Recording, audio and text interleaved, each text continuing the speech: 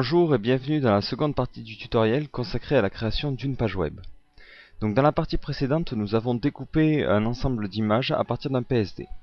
Donc j'ai regroupé la totalité de ces images dans un dossier thème. Et je vais maintenant, à la racine de ce dossier, créer deux nouveaux documents. Donc une page HTML, donc un document texte que vous renommez par exemple index.html, et un document texte que vous appelez style.css. Donc en fait, le fichier CSS servira à définir l'apparence de la page, tandis que le fichier index.html sera la page web, donc là où il y aura le contenu. Donc on va ouvrir ces deux documents avec un éditeur de texte classique. Donc moi j'ai choisi d'utiliser Notepad++ qui avait l'avantage de colorer le code et assister en fait l'écriture du code. Donc j'ouvre mes deux documents et je vais commencer à coder. Donc tout d'abord dans la page HTML, je place les éléments principaux. Donc la borne HTML, ensuite le head. Donc ça c'est les éléments communs à toutes les pages, donc ici je reviens pas sur les bases, je suppose que vous les connaissez déjà. Body et body. Donc maintenant dans cette page HTML je vais indiquer dans quel encodage je vais travailler, c'est-à-dire sous quel format. Donc ici sous Notepad++ je fais format UTF-8 et je vais préciser que le document est encodé en UTF-8. Donc pour cela j'ai trouvé un code sur internet, voilà il est ici. Donc ce document précise que le fichier HTML est bien en UTF-8, ce qui nous permettra en fait de taper les accents plus simplement. Ensuite je définis le doctype, donc c'est-à-dire pour avoir la validation W3C, il faut indiquer dans quel doctype on va travailler.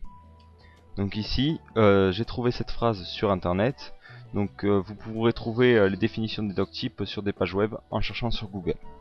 Donc ici, pour résumer, je travaille en XHTML1.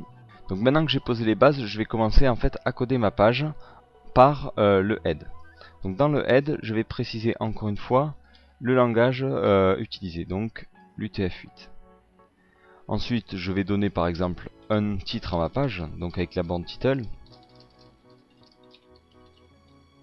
Voilà, et je n'oublie pas de fermer les bornes à chaque fois que j'en ouvre une nouvelle.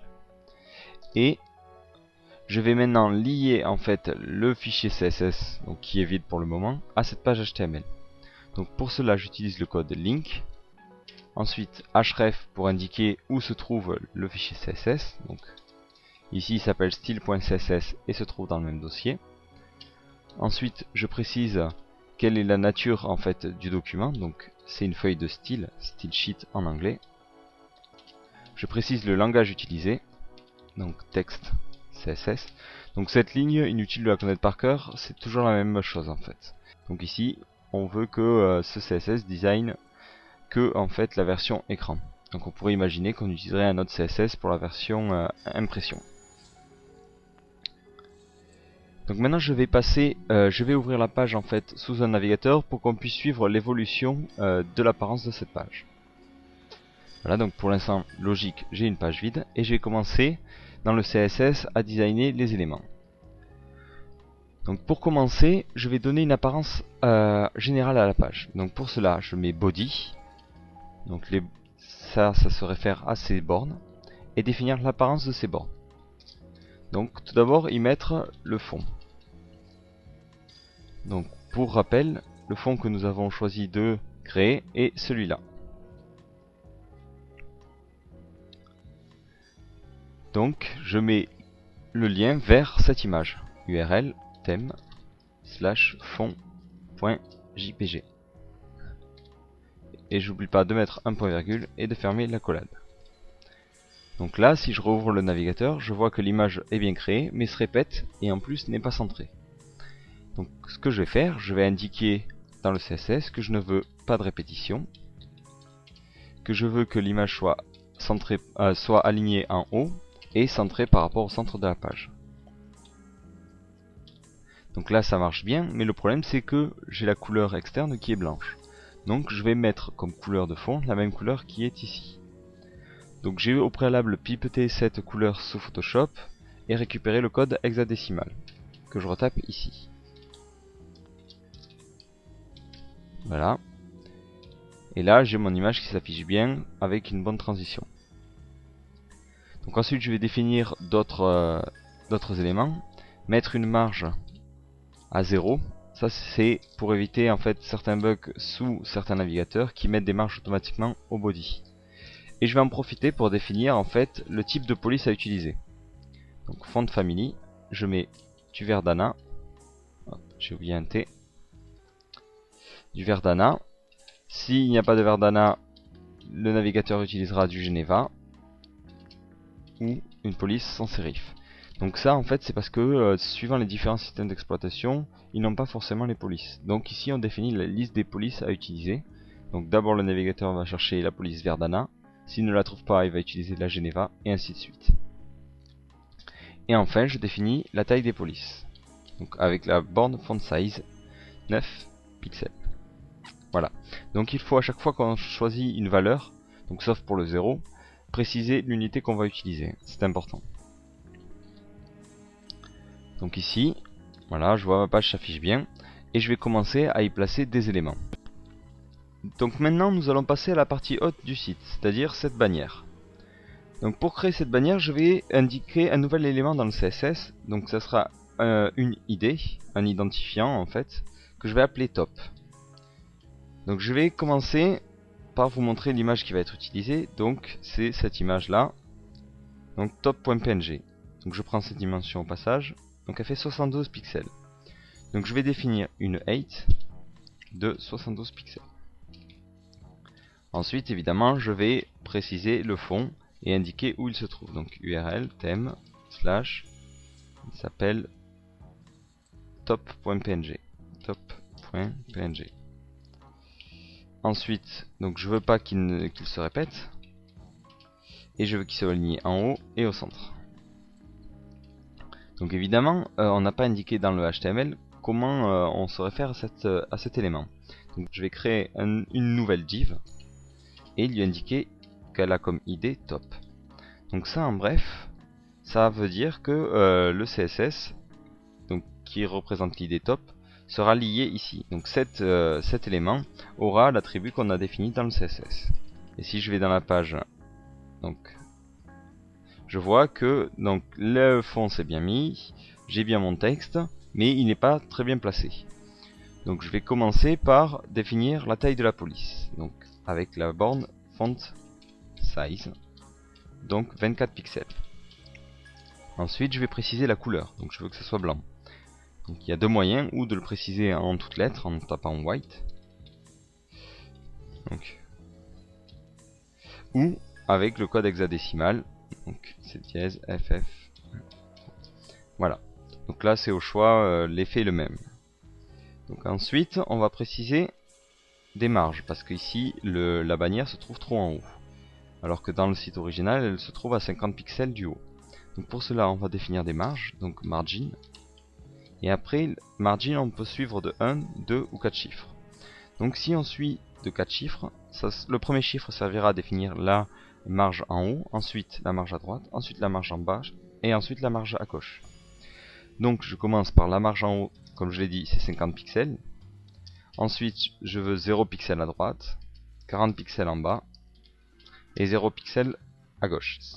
Donc là il est important d'avoir à côté de soi le PSD pour prendre les valeurs des hauteurs et des largeurs, pour ensuite travailler plus rapidement en fait dans le CSS.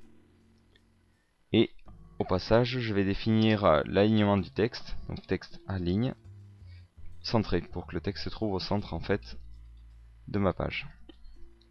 Donc si je regarde, j'ai ici un résultat plutôt sympa, sauf que le texte est trop haut.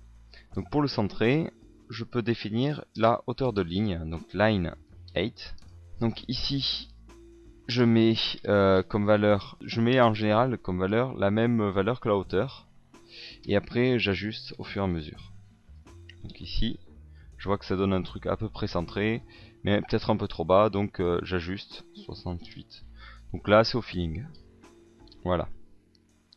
Donc une autre technique consisterait à utiliser des marges intérieures, mais ici c'est un peu compliqué alors que avec cette borne on arrive au même résultat. Donc voilà, j'ai ici donc mon texte, donc je vais écrire mon portfolio. Mais si on remarque dans le design original, le titre est en deux parties. Une partie qui est écrite en gros et une partie écrite en plus petit. Donc pour la partie écrite en plus petit, on va définir une classe en fait. Donc pour définir une classe, il suffit de mettre point suivi du nom de la classe. Donc par exemple petit. Et cette classe, elle mettra en fait la taille de la police en plus petit. Donc font size 14 pixels. Voilà. Donc ici, si on veut créer la classe, si on la crée comme ça, elle sera utilisée partout. Mais si on veut qu'elle soit utilisée que pour la div top, on y mettra avant top, suivi d'un espace. Donc ça permet de définir une classe pour un identifiant précis. Donc voilà, ça permettra par exemple si je veux définir une autre classe petit plus tard, je ne serai pas gêné par celle-ci. Donc ici par exemple, j'écris donc span classe égale petit. Donc si vous voulez comprendre la différence entre une span et une div, donc pour faire vite, une div est un bloc, alors qu'une span est un élément en ligne. Donc si vous voulez connaître la différence entre le div et le span, je vous invite à vous rendre sur le site d'Alza Création qui propose une très bonne explication. Span.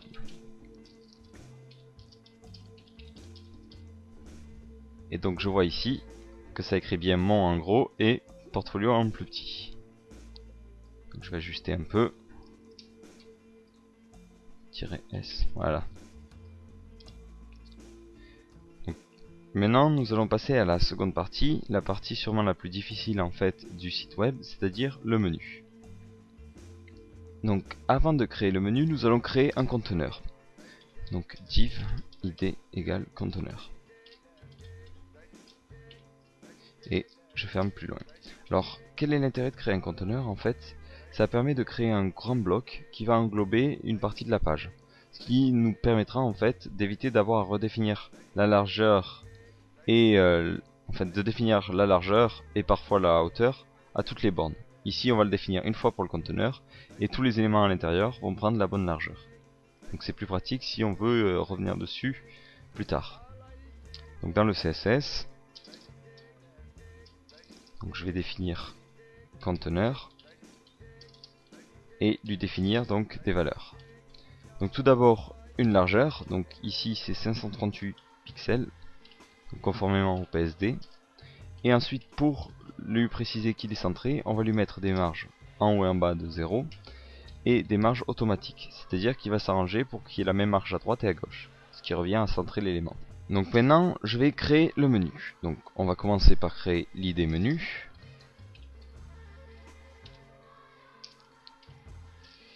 Et là on va faire en fait quelques petites feintes pour arriver à afficher en même temps le haut qui est arrondi.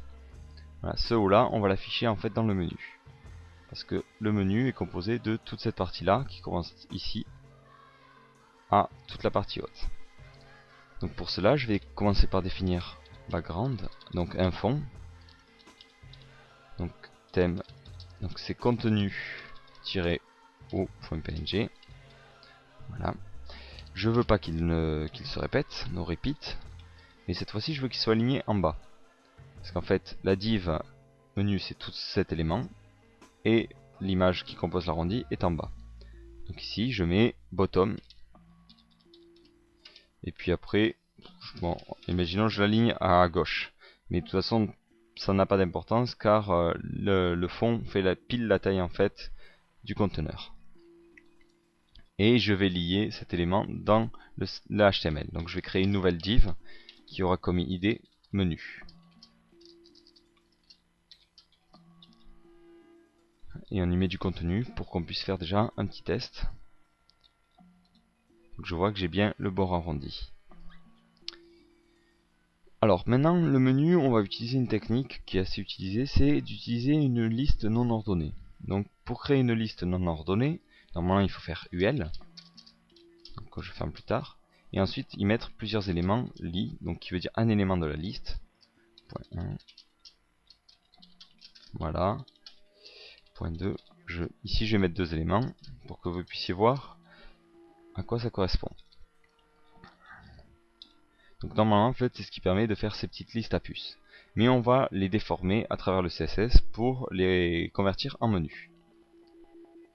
Donc dans le CSS, je vais préciser que les UL et les li sont différentes. Donc, menu, plus loin UL, li. Donc là on va définir l'apparence des petites listes. Donc tout d'abord, liste style de point non. Ça permet quoi? Ça permet d'enlever les petits points qu'on a devant. Donc ensuite, un petit problème, on remarque que les éléments s'empilent alors que nous on veut les aligner. Donc pour cela, je vais utiliser l'attribut float et dire que ça s'aligne par rapport à la gauche. Donc encore une fois, je vous invite à aller sur d'autres sites pour comprendre à quoi sert float parce que c'est assez complexe. Ensuite, je vais préciser supprimer le padding parce que des fois c'est possible que sur certains navigateurs il y ait des marges intérieures, donc avec 0 je les annule. Et maintenant je vais définir les boutons. Donc les boutons c'est en fait des liens. Donc ici, comme si je mettais ici a href, http.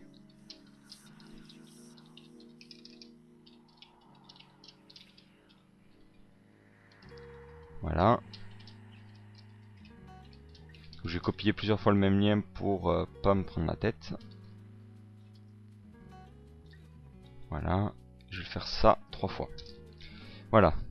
Donc ici je vois bien que j'ai mes 3 liens. Mais on va changer leur apparence à travers le CSS pour pouvoir les rendre comme dans le PSD original. Donc pour cela je fais dièse, menu, UL, li et A pour changer en fait l'apparence des liens. Donc tout d'abord la hauteur. Chaque bouton mesure 43 pixels. Ensuite ils ont chacun une largeur 8 de 107 pixels. Pareil, je vais préciser la taille de la police parce que ce n'est pas la même en fait que celle qu'on a définie en haut, 14 pixels. Ensuite, je précise que je ne veux pas que le texte soit souligné, donc text decoration, je mets none, pas de texte souligné. Texte à ligne, je précise que je veux centrer le texte, center. Ensuite, évidemment, sur les boutons, je vais y mettre une image, donc background, on choisit URL, bon on va choisir une au hasard. Donc, on va par exemple prendre le orange. Voilà. Je veux pas qu'elle se répète. Et je vais l'aligner en haut à gauche. Voilà. Donc ici, je vois qu'un petit problème apparaît. Ah, je n'ai pas fermé la colonne. Donc ici, je vois que l'image apparaît bien. Les listes n'ont pas pris la taille. Pourquoi? Parce qu'en fait, par défaut, une liste n'est pas un bloc. Donc je vais forcer en fait la liste à devenir un bloc. Donc pour cela, je fais display bloc. Et comme ça, en fait, ça va prendre une largeur et une hauteur. Voilà. Donc encore une fois, le problème d'alignement du texte. Donc je vais faire line 8 et mettre comme valeur donc la hauteur 43 pixels. Ah, j'ai fait une erreur. Effectivement, j'inverse souvent le H et le T. Donc le texte est à peu près aligné. Donc après on peut revenir dessus si ça ne vous va pas. Par contre la couleur ne va pas du tout. On veut du blanc, donc color. F, voilà. Donc maintenant mon texte est bien blanc. Mais comme on le voit sur le design original, il y a deux aspects. Un, les couleurs des boutons sont différentes suivant les boutons, et les boutons bougent quand on passe la souris dessus. Donc pour cela, on va définir un nouvel attribut dans le CSS pour A de point over. Donc le 2 points précise l'état du bouton. Donc il y en a plusieurs, mais 2 points over veut dire lorsqu'on a la souris sur l'élément. Donc ici, ça permet de définir le style lorsqu'on a la souris au-dessus de l'élément A href. Donc ici, quand je suis dessus, je veux que l'élément se lève. Donc ici, en fait, c'est le background position. Donc pour vous rappeler un peu comment ça fonctionnait, ces boutons sont composés comme ça. Donc pour commencer, j'aligne le fond par rapport en haut. Donc c'est que cette partie qui est prise en compte, parce que la div ne mesure que 43 pixels. Par contre, si je veux afficher donc l'état en bas, je vais devoir changer l'alignement. Donc pour cela, je fais background-position et je précise que je le veux en bas, bottom left. Voilà. Hop. Donc ici, je vois bien que l'élément se lève. Mais il y a un petit problème, c'est que le texte ne bouge pas. Donc pour faire bouger le texte, je vais lui faire changer la hauteur. Donc line 8. On va dire 35 pixels. Voyons. Donc ici, je vois que apparemment le texte se déplace de façon assez logique. Donc voilà, maintenant je veux que en fait j'ai différentes couleurs de menu. Donc pour cela en fait, je vais enlever ici la valeur du background et définir plusieurs classes. Donc je vais définir la classe par exemple orange qui servira à afficher le bouton orange, bleu pour le bouton bleu et ainsi de suite. Donc pour cela, je copie cette ligne là, voilà, à orange, et je vais créer la classe orange.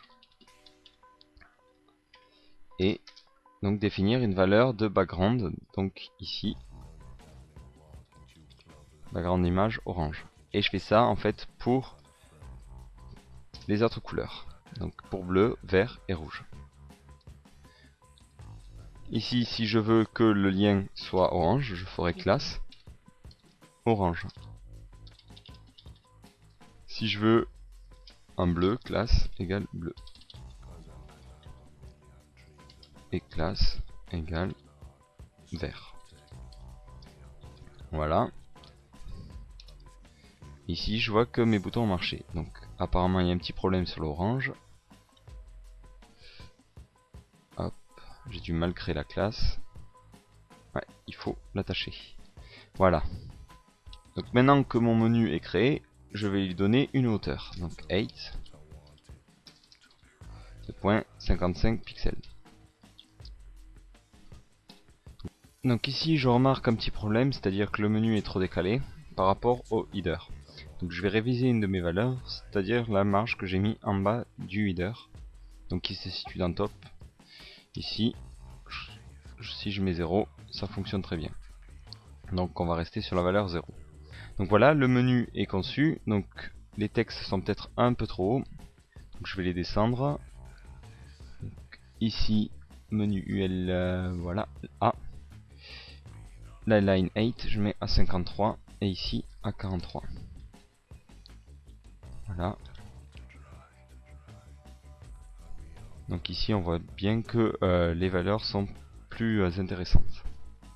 Donc on va passer maintenant au design du contenu, c'est-à-dire ce bloc là, qui va être composé en fait de deux éléments. D'abord le contenu avec les news et ensuite le menu. Donc je saute quelques lignes et on va designer donc l'élément contenu. Donc on met l'idée contenu. Donc on va lui choisir un background. Donc l'image, si vous vous souvenez bien, en fait c'était une ligne d'un pixel qui s'appelait contenu.png, et en mettant en fait une répétition, on va pouvoir la répéter. Donc on met repeat y. Donc ça, qu'est-ce que ça fait? En fait, ça place l'image en haut et ensuite ça la duplique plein de fois pour arriver à la hauteur en fait de la div. Je vais vous montrer un exemple tout de suite. Voilà. Donc on va créer l'élément dans le HTML. Donc après le menu. Mais toujours dans le conteneur, hein, pour éviter en fait d'avoir à définir à chaque fois la longueur. Donc id égale contenu.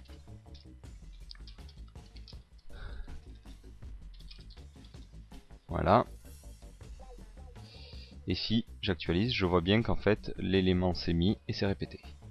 Donc, par contre, un petit problème apparaît, c'est que le texte est en dehors. Donc pour cela, on va définir des marges intérieures.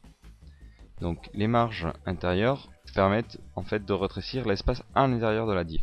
Donc ici padding, Donc en hauteur, c'est suffisant, l'élément texte est bien suffisamment haut par rapport au haut, donc on va pas le redéfinir. Par contre, suivant la largeur, je veux 20 pixels de large.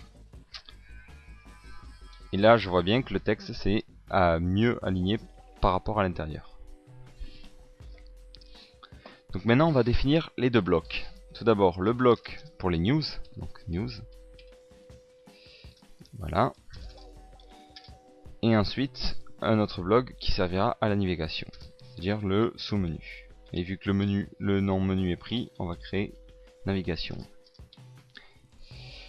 Donc pour les news, on va utiliser encore une fois le float, parce que si on met en fait deux divs à la suite, elles s'empilent. Donc je vais le montrer tout de suite. Div id égale news. Voilà, des news. Et si maintenant je mets en même temps la navigation, div id égale navigation, je remarque que les deux éléments s'alignent, alors qu'ils pourraient très bien rentrer sur la largeur. Donc pour en fait empêcher cet alignement, il faut utiliser le float left.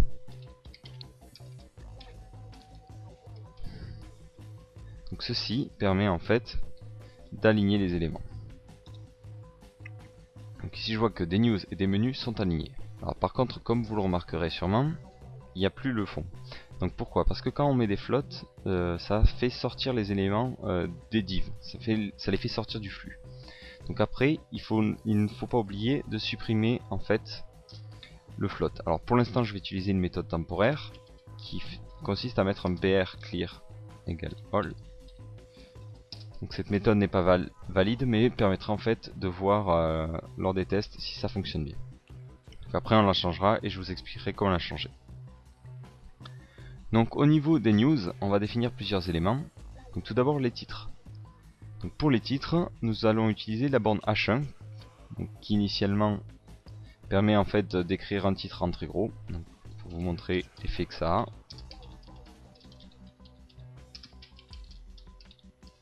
Voilà. Cet élément, comme on le voit, écrit un gros titre. Donc ici ça ne va pas du tout.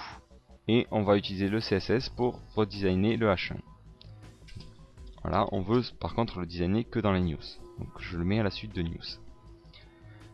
Donc pour le H1, on va préciser un fond. Donc background, .url, thème. Donc là, référez-vous au niveau du découpage si vous ne l'avez pas encore vu. JPEG, voilà. Donc ici, je vois bien que ça met le fond, mais ça le met que sur le texte.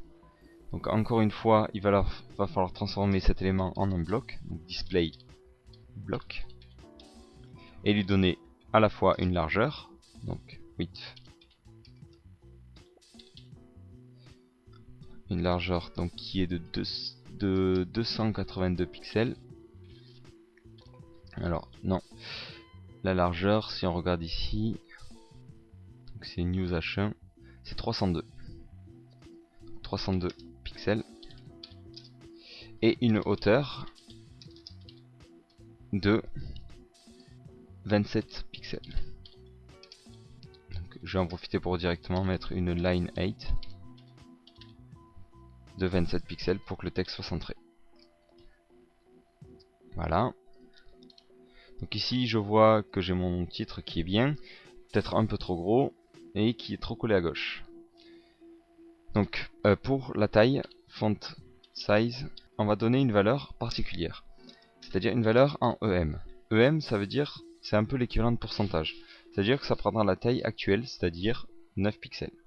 Donc si on met 1.1 EM, ça sera un peu plus grand que 9 pixels, et ainsi de suite. Donc ça en fait ça permet de ne pas avoir rechangé toutes les valeurs. Si j'ai envie de changer la taille de la police générale dans le site, elle se changera automatiquement. Donc ensuite, je veux que évidemment le texte soit en gras. Donc je le reprécise même si par défaut je crois que la borne met automatiquement le texte en gras. Donc ici je vois j'ai bien mon titre, mais toujours collé au bord. Donc pour le décoller par rapport au bord, on va encore utiliser les marges intérieures, le padding. On va mettre un padding de 10 pixels sur les côtés. 0, 10 pixels. Là on remarque un petit problème, c'est que ça s'étend. Pourquoi? Parce que les marges intérieures s'additionnent à la largeur. C'est-à-dire qu'il y a 10 pixels de marge sur la gauche, 10 pixels de marge sur la droite, et la borne mesure 302 pixels. Donc au total elle mesure 322 pixels. Donc si on veut que la borne mesure au final 302 pixels, il va falloir retrancher 20. Donc oui, les cours de mathématiques peuvent servir à ce moment-là. Hop, 282. Voilà, 302 moins 20, 282. Et j'actualise et ça fonctionne bien. Et on va passer au design des paragraphes, parce que les news seront constituées de paragraphes. Donc news P. Donc on va définir padding. Donc encore une fois pour mettre des marges, 15 pixels. Et une couleur donc différente de la couleur habituelle. BA, BA, BA. Donc ça, les couleurs, je les ai prises sous Photoshop. Donc on va aller écrire un paragraphe pour qu'on puisse voir ce que ça donne. Voilà. Donc si vous n'avez pas d'inspiration pour trouver le contenu d'un paragraphe, vous pouvez générer en fait du contenu avec ce qu'on appelle des lorem ipsum. Et c'est en fait des éléments qui vous permettent de générer des paragraphes. Voilà. Donc ici, je copie un paragraphe. Et sur ma page, je vois que j'ai bien la couleur grise. Mais j'ai un petit problème, c'est que ça prend toute la largeur. Alors que dans le design initial, tout le contenu ne prend qu'une certaine largeur. Donc ici, au niveau du style news, je vais choisir une valeur de largeur. Width 300 pixels. Donc je vois maintenant que ça a effectivement pris 300 pixels de largeur. Alors comme vous pouvez le voir dans le design ici, les infos concernant la news sont affichées à droite. Donc je pourrais utiliser une technique donc, qui consiste à faire un P aligne et mettre droite, right. Le souci c'est que cet alignement qui était bien pratique n'est plus valide par rapport au W3C et au XHTML strict. Donc il va falloir utiliser une classe qu'on aura définie dans le CSS qui permettra cet alignement. Ceci, on va utiliser une classe qu'on va appeler droite, qui permettra en fait d'aligner les éléments à droite. Donc on va le mettre en haut, point droite, hop. Et ici ça fera texte-aligne de point right, donc droite. Donc là on commence à remarquer que le CSS est de plus en plus désorganisé. Donc on va utiliser des commentaires. Donc pour écrire un commentaire dans le CSS, il faut faire un slash et un astérisque. Et lorsqu'on veut l'arrêter, il faut faire l'astérisque et le slash. Donc je vais faire plusieurs commentaires pour indiquer à quoi servent les bornes. Donc tout d'abord, les éléments pour le header. Voilà. Ensuite, les éléments concernant le contenu. Ensuite, les éléments concernant le menu. Donc ceci permet de mieux séparer votre code et de mieux vous y retrouver, surtout par la suite. Voilà. Donc après, ce n'est pas nécessaire de le faire, mais vous verrez qu'avec des CSS de plus en plus longs, on a beaucoup de mal à retrouver les données qu'on veut. Donc ici, P classe droite, et donc je copie la ligne. Donc la ligne n'a rien de compliqué. D'abord du texte, ensuite un lien. Voilà. J'actualise. Ah, j'ai oublié de sauvegarder. Donc ici je vois un petit problème, c'est que la couleur des liens et l'apparence n'est pas du tout la bonne. Donc au tout début on va en profiter en fait pour définir l'apparence des liens. Donc au début du CSS. Donc ça, cette définition permettra de changer la couleur pour tous les éléments. Donc, pour les liens, on veut pas que les liens soient soulignés, text decoration none, et on veut qu'ils apparaissent dans un bleu très clair. Donc on va utiliser la couleur pipetée sous Photoshop 0 F A F C F. Voilà. Et quand je passe la souris dessus à 2 points over, je veux que le texte devienne noir. Donc color, Donc je pourrais utiliser black ou la couleur, donc 6 0. 3, 4, 5, 6. Voilà. Et je vois sur ma page que les liens sont de la bonne couleur et que quand je passe dessus, ils deviennent bien noirs. Donc il vous est possible de définir n'importe quoi concernant les liens, par exemple qui se souligne quand on passe dessus, qui deviennent gras, qui changent de fond, qui changent de couleur, qui changent de taille. Donc là, vous pouvez laisser libre cours à votre imagination. Donc au niveau du contenu, on voit que c'est fait. Je pourrais même copier la news pour donner l'impression vraiment d'un contenu concret. Ici, hop, c'est tout cet élément. Voilà. Pareil que le CSS, essayez d'organiser le mieux possible votre contenu en y mettant des tabulations. Voilà. Donc on commence à voir que ça ressemble au résultat final. Maintenant, on a à faire la partie navigation de droite. Donc cette partie est un peu complexe car on a plusieurs images. On a tout d'abord les images qui composent le haut de la navigation. Ensuite, là l'image qui est le petit carré qui servira au titre de la navigation. Et ensuite, l'image pour le bas. Donc pour cela, nous allons créer la navigation. Donc voilà, float left. Préciser cette fois-ci qu'on veut aligner à droite. Voilà. Et on va définir plusieurs éléments. Donc tout d'abord un bloc. Parce que on imagine, donc ici ce n'est pas le cas dans l'exemple final, mais qu'on veut plusieurs blocs de menu. Donc on va créer une classe bloc qui aura plusieurs attributs. Tout d'abord une largeur spécifique de 160 pixels. Voilà. Ensuite des marges. Donc une marge en haut de 10 pixels pour la séparer plus, en fait, pour séparer les blocs qui ne soient pas collés les uns aux autres. Et ensuite des marges intérieures, donc 10 pixels, 0, 0, 10 pixels. Donc on aura 10 pixels en haut et 10 pixels à gauche. Donc ici, voilà, je ferme la collade. Et je vais préciser aussi la chose importante, l'apparence, donc le fond. Background, URL, thème, slash, nav.jpg, no repeat. Donc ici, voilà, le classique.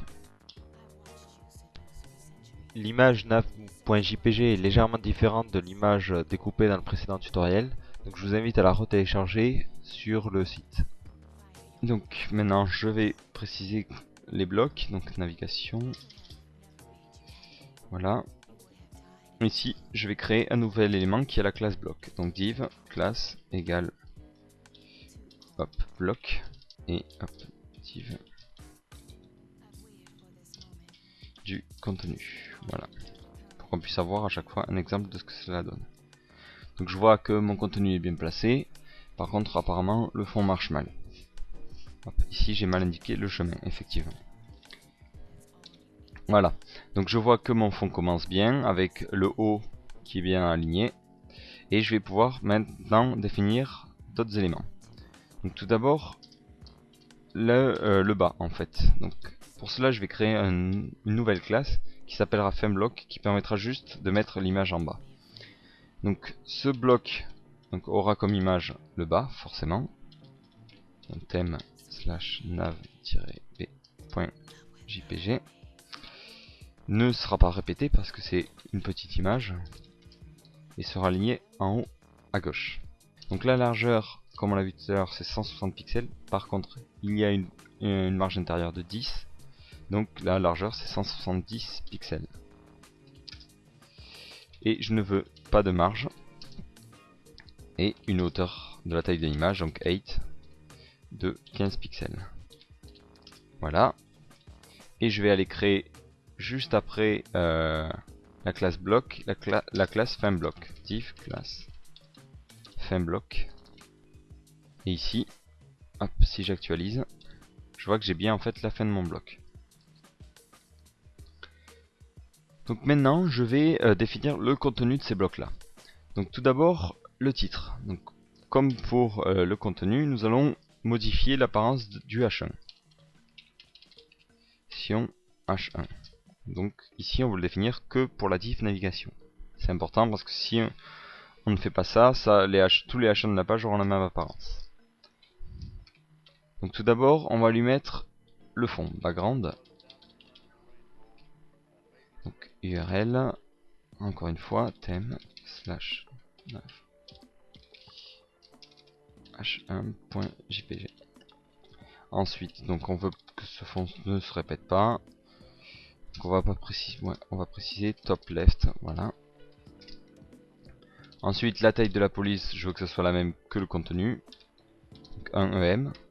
Alors ici, pourquoi je le précise, vu que normalement c'est censé être défini dans le contenu, c'est parce que H1 par défaut a l'attribut comme quoi il met la valeur plus grosse. Donc ici, je le force à garder la valeur d'origine qui est 9 pixels.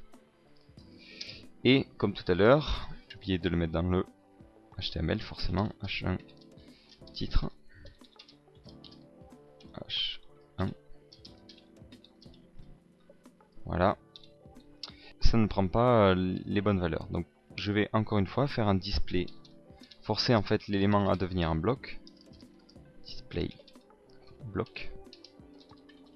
Comme ça je vais pouvoir lui définir à la fois une largeur et une hauteur. Donc une hauteur de 34 pixels, voilà, une largeur de 105, alors une largeur de, si je vais revoir l'image, 152 pixels, 152 pixels, voilà. Donc là plusieurs éléments ne vont pas. Tout d'abord l'alignement du texte, donc line-8 que j'ai défini à 34 pixels. Ensuite la couleur qui n'allait pas non plus, qui était noire alors que ici je veux du blanc. 1, 2, 3, 4, 5, 6. Ensuite il y a aussi le fait que le texte est encore une fois trop aligné par rapport à la gauche. Donc pour cela on va mettre des marges intérieures, donc padding. Donc ici c'est bon, par exemple padding. Alors à chaque fois il y a d'autres moyens en fait de mettre une marge, mais je préfère celle-ci parce que elle permet en même temps d'éliminer les marges qu'il y a initialement. Donc ici si j'ai mis une marge de 19 pixels, il faut que je la retranche à la largeur. Donc 152 moins 19, 133. Donc là, ayez toujours, lorsque vous codez en CSS, une calculatrice à portée de main, ça peut être pratique. Donc je vois que ça marche bien, et je vais maintenant définir les listes à puces. Parce qu'ici, le menu sera composé en fait d'une série de listes. Donc ça fonctionne toujours de la même façon, hein. Donc navigation-ul. Hop.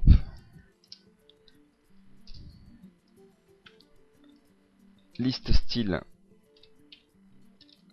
image, donc ça va permettre en fait de changer l'image par défaut, parce que si ici je vais créer ma liste UL, voilà, je ferme le UL, je vais faire par exemple section 1, voilà, et faire plusieurs sections.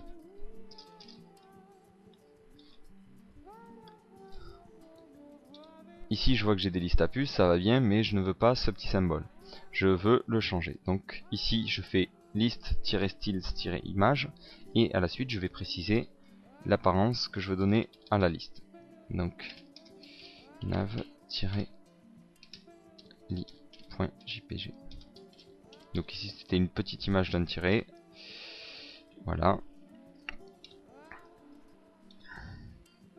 Hop. Donc ici je vois bien que des petits tirets sont affichés. Donc je vais aussi changer la couleur parce que je veux une couleur un peu plus dans les tons gris. 9,5, 9,5, 9,5. Voilà. Et supprimer les marges parce que par défaut les UL ont des marges. Voilà. Et en fait je vais en profiter pour mettre des liens en fait sur les différentes sections. Ah, href. Si vous voulez mettre des liens neutres, vous tapez un dièse dans le href en fait. Ceci permet d'éviter d'avoir à forcément inventer un lien, c'est plus pratique. Voilà, je copie plusieurs fois. Donc je vois ici un petit problème, c'est que je veux justement que les liens n'aient pas la même couleur que d'habitude. Pour cela, je vais modifier les couleurs des A. Donc, en définissant donc UL li A et changer la couleur. Donc ici, je veux que ça reste du gris et que quand on passe dessus, ça devienne du noir. Donc ici, c'est ce qui va se passer. Hop. Hop, A 2 points over. Quand je passe dessus, ça deviendra noir. 1, 2, 3, 4, 5, 6. Voilà.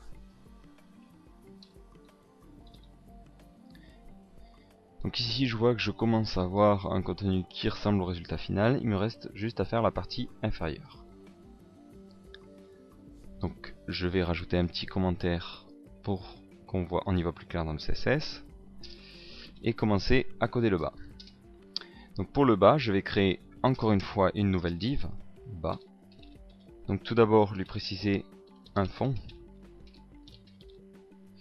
thème / bas.png. Voilà, et je ne veux pas qu'il se répète parce que le fond est en fait l'arrondi qui compose le bas de la page. Voilà, lui préciser la largeur,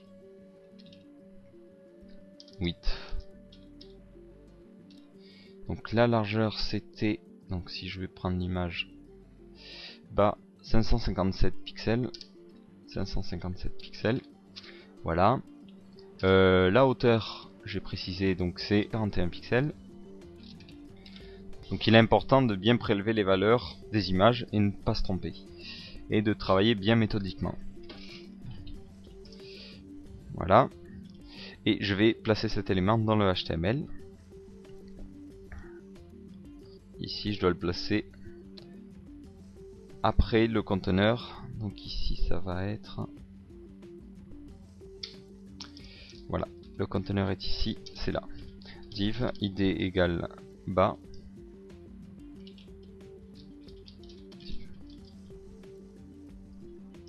Donc si je regarde sur ma page, je vois que j'ai un problème évident, c'est que la div n'est pas centrée. Donc pour cela, je vais utiliser la méthode de tout à l'heure, c'est-à-dire margin 0 auto. Voilà. Ceci aura pour effet de centrer la div. Donc ici, la largeur, j'ai modifié d'un pixel en fait pour que ça s'adapte bien et qu'on n'ait pas la petite erreur qu'on voyait en bas. Donc au lieu de 557, j'ai mis 558. Ensuite, donc la hauteur c'est bon, mais maintenant je veux y placer du texte. Donc si je place du texte dedans, je vais remarquer encore une fois que j'ai pas mal de problèmes. Le texte est trop en haut, trop à gauche. Donc pour cela, on va encore une fois mettre des marges intérieures. Donc, padding. Donc 0 de marge en hauteur, 0 à droite. Par contre, je vais surélever le texte par rapport à en bas de 16 pixels et par rapport à la gauche.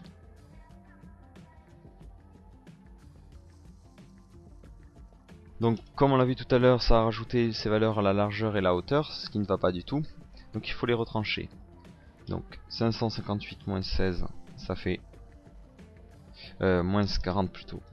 Ça fait 518 pixels. Et ensuite 41 moins 16, 41 moins 16, ça fait 25 pixels.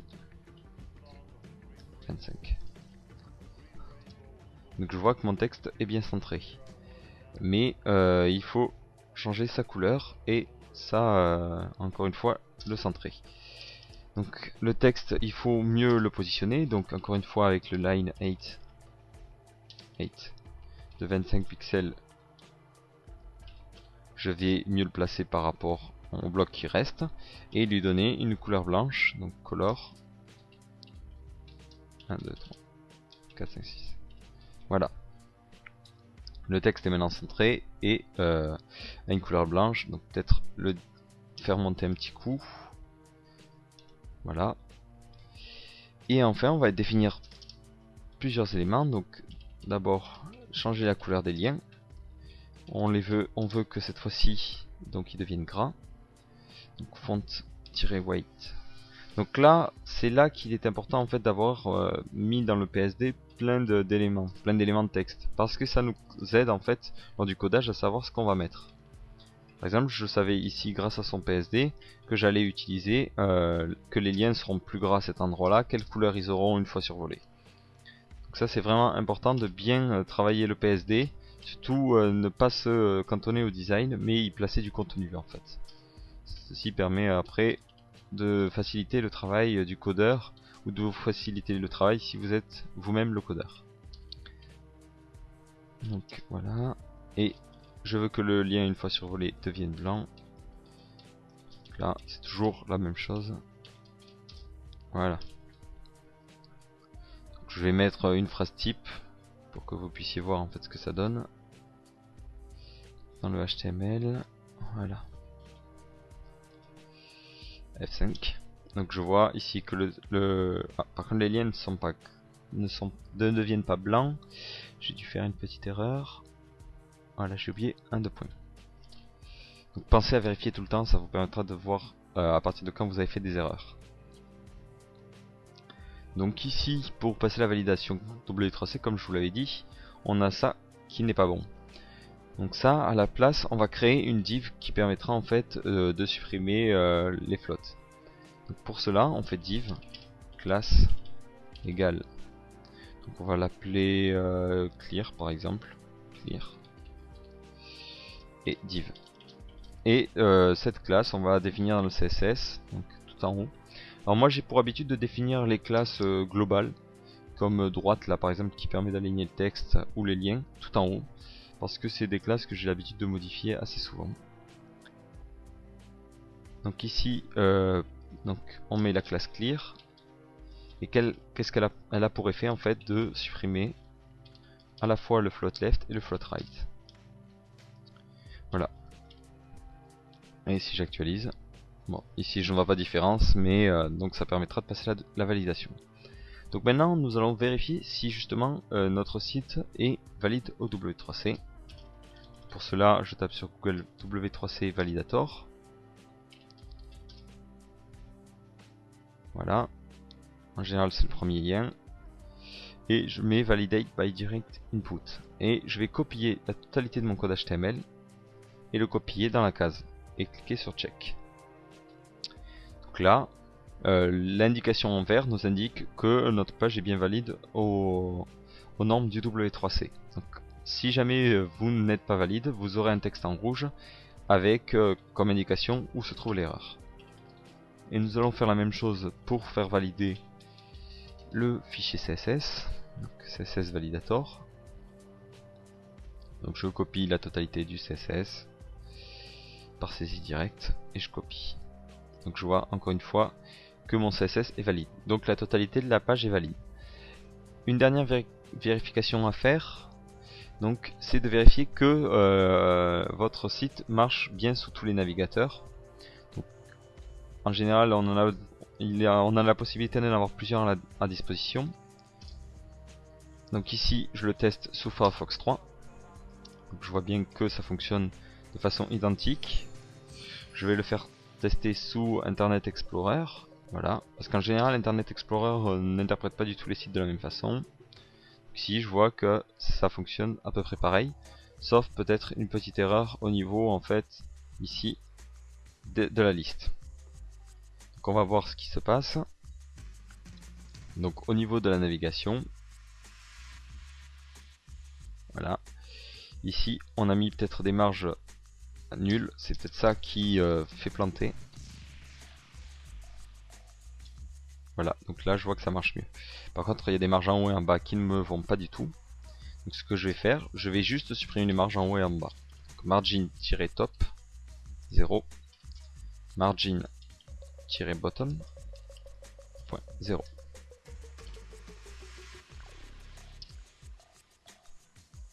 J'actualise et je vois que ça fonctionne mieux. Donc voilà, le tutoriel est fini. J'espère que vous aurez bien compris comment on code une page web en XHTML et CSS. Et surtout, si vous avez des questions, n'hésitez pas à les poser sur le blog. Au revoir.